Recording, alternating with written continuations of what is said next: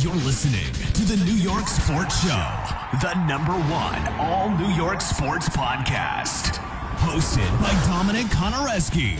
We are about a week and a half away from the 2023 NFL Draft, and Aaron Rodgers, despite saying he intends to play for the Jets, is still not a New York Jet. You cannot put the blame on him, but you can put the blame partially on the Jets organization, mainly on general manager Joe Douglas, who said multiple times that they would do whatever it takes and that they are fully dedicated. They're not even looking at Lamar Jackson. They are fully dedicated to bring Aaron Rodgers into the Big Apple for a team that doesn't even play in New York. They play in New Jersey. Get that? They're the New York Jets and they play in New Jersey. I don't understand that. But what I do understand is the New York Jets not willing to give up a first-round draft pick.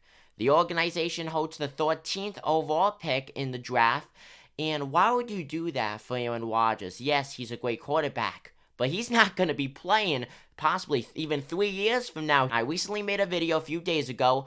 Full video link will be in the comment section down below on why the New York Jets should go out and draft Anthony Richardson with that first round draft pick. If the Jets get Anthony Richardson, they could have him sit behind Aaron Rodgers if they end up making that trade, as Richardson could use some development. He would be great for a QB needy team though, but could definitely sit behind a quarterback of a veteran presence for a season or two. He could be what Zach Wilson could have been.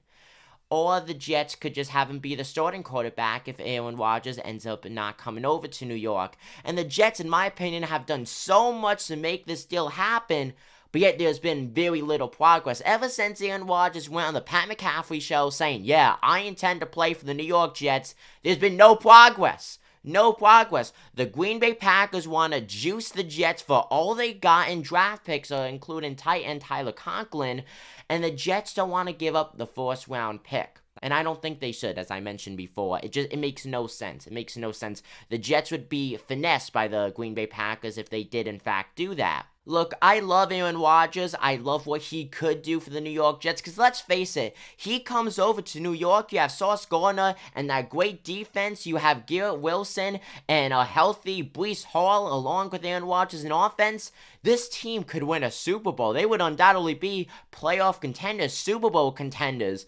The AFC East is going to be one of the hardest divisions for 2023. You need a quarterback. The Jets cannot win this game running the ball. They can't. It's simple. They can't. Having Aaron Rodgers would be a short-term solution, but what the Jets need is a long-term fix, and with that, Anthony Richardson could do that, or really any competent quarterback. But now the Jets are in a situation, because you would still have to give up multiple draft picks for Lamar Jackson if they change their mind and want him, but besides Aaron Rodgers and Lamar Jackson, unless they go out and draft a quarterback, well, there's no one else that the Jets could get. There's no good free agent quarterback out there, and there's really no quarterback that you could trade for of that caliber without giving up essentially a first-round draft pick, and that would be the same for the Ravens. They would want that first-round draft pick. The Jets are in a very difficult situation, and Joe Douglas put them there by saying how committed that the Jets are to acquiring Aaron Rodgers. And heck, even Joe Namath said that they'll unretire the number 12 for him. That's saying something right there. I'm Dominic Konareski. Will we see any progress? Well, I don't know. What I do know is that you should subscribe to us here on YouTube for updated New York Jet news and New York sport news in general. Take it easy, folks.